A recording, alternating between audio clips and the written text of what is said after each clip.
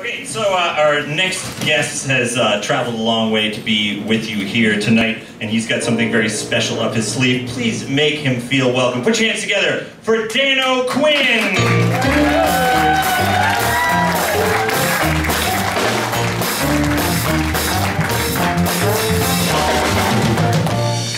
Happy New Year, everybody! Happy New Year!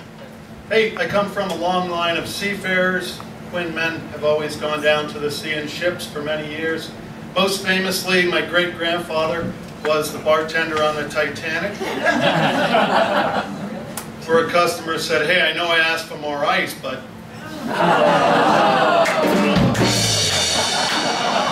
So I live on the West Coast now.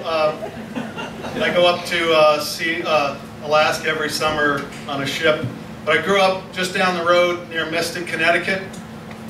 And whenever I come back this way, I'm struck by the history, the maritime heritage of this great area. It reminded me of a story from the early days of the U.S. Navy. A quick-minded, sharp young sailor. Salty little story called The Legend of Evan Roberts. The sailor is a resourceful breed and tends to be quick-thinking. They function their best when off on a quest, be it at sea or out drinking. Yet some are set apart from the rest by a feat so bold and brash that we stand in awe with a sagging jaw, our reverence unabashed.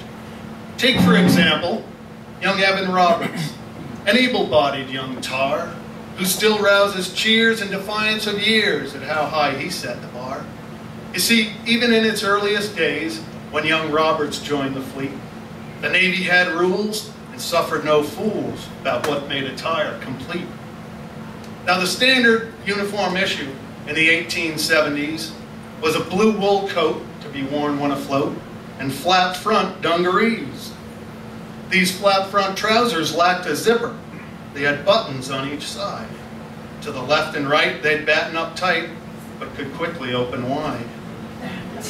Young Roberts noticed an interesting trend when he wore this rig ashore, and his mates agreed, yes, the gals took heed of the uniforms they wore.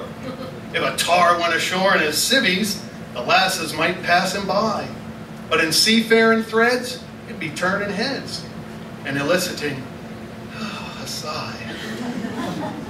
Well, the fleet made port near Providence town, and Evan was due some leave. He pulled on his drapes and went out on a traipse to see how he'd be received.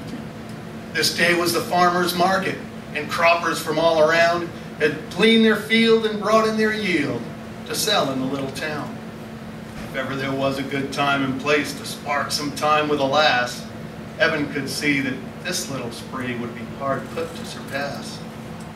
He quickly spied a trim little craft. She was beautifully designed, her top hamper stowed, though her bunting still showed, however tightly confined. He plotted his course to cross with hers, and then fell in alongside. The lines did flow, and she took him in tow when he asked if she'd be his guide. "I can't really show you much," says she. "I don't know my way around. I'm a farmer's daughter. Never seen seawater. It's my first trip to the town. But I'd like a man in uniform. What kind of soldier are you?" Evan jumped back. "I'm a sailor, Jack, just in from the briny blue. We've been at sea for a long, long time, and now that I'm here ashore, I'm on the prowl to hoot and howl. I'm ready to explore." "I've known plenty of soldiers," says she. "Exploring's what they do best. Why, down on the farm, they'd explore my charm so much that I'd almost protest." Well, that was all Evan needed to hear, and he gave the dice a roll. Says, "You'll be adoring my means of exploring. Let's go for a little stroll." So yard arm to yard arm, they sailed away on their little expedition. In a quiet bay, neath a stack of hay, they found the right conditions. And as they set about what they were at, she noticed his flat front jeans. "I do declare, what is going on there? That's nothing I've ever seen." And this is where Evan's genius shone through. He caught on and figured fast. Says, "What do you mean? Have you never seen?" That's because I sail with 2 masts. Oh, go on, says she. You're putting me on. That can't be the explanation. Evan says, it's true. Every sailor has 2. It's government regulation. Well, Betty had to see this for herself. She straddled across his knee. He lowered away the starboard array, and soon they were sailing free. The breeze was stiff and her hold was full as they rocked a rhythmic swell.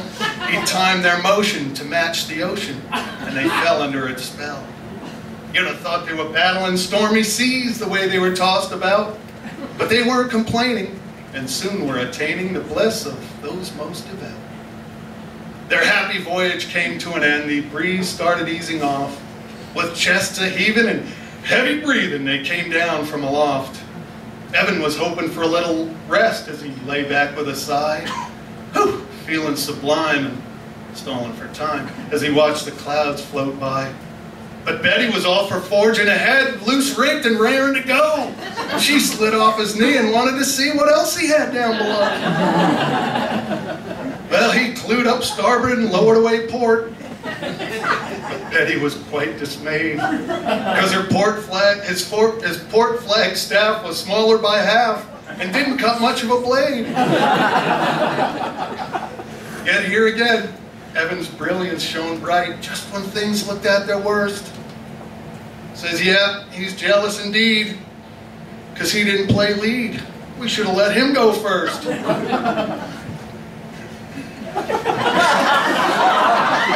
Just give him a few minutes. He'll come around. He's not one to sulk for long. And sure as you please, he soon had a reprise, and the port side came on strong. Once again, they set sail, bound for Pleasure Bay. Made a good run at it, too. Why, the noise they made on their little charade would have woken up Little Boy Blue. They finally brushed the straw from their hair and sashayed back to the town. Betty did yearn to tell what she'd learned, a mystery most profound. Before nightfall, every girl in the village was wanting a sailor man. Thanks to Evan's pluck, they all got luck. Their stay in the town was grand. Well, his mates spread the word of Evan's boldness, and before that squadron set sail, it had run through the fleet as if it had feet. Seems everyone knew the tale. And to this day, sailors strive to be like that quick-minded man of means. We think with a smile of Evan's guile and chuckle at those flat-front jeans. Because a sailor is a resourceful breed and knows how to figure fast. But for chatting up gals and helping his pals, Evan remains unsurpassed. Thank you.